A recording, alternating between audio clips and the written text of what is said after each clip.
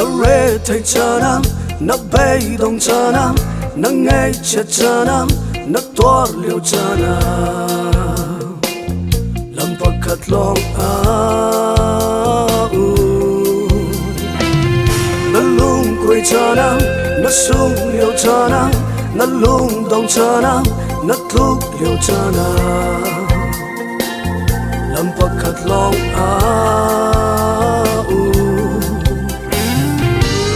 chú nang lê cây cha ruột chân na thà biết Giêsu lòng asi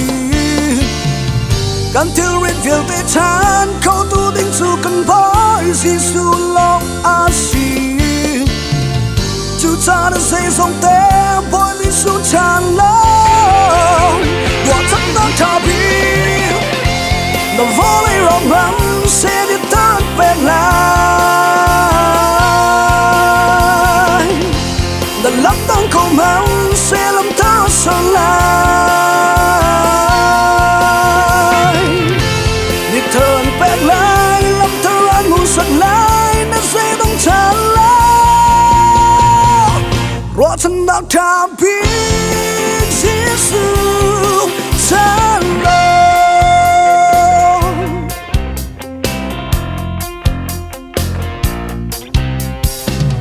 nó rê thay cha nam nó bay đồng cha nam nó ngay cha cha nam nó toa liều cha nam làm bạc khát lòng nó lung quay cha nam nó sung liều cha nam nó lung đồng cha nam nó thúc liều cha nam làm bạc khát lòng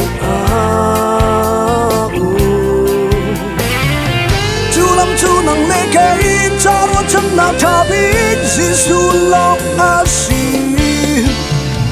kan tiêu rít việc về chan câu tu định chú cần bói Giêsu lòng asi chú cha đã xây sông té bói Giêsu chan lòng nâng lòng quê cha đã hiện hồi to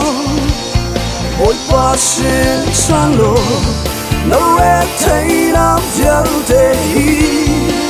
ôi bằng trái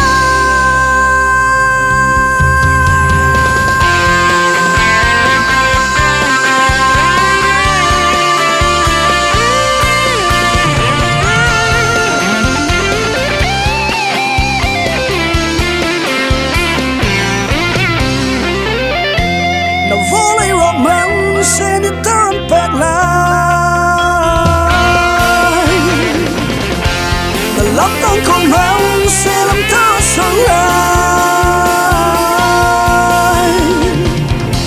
nhịp thở ăn bẹt lại làm ta lan ngủ giật lại nó sẽ đông tràn lao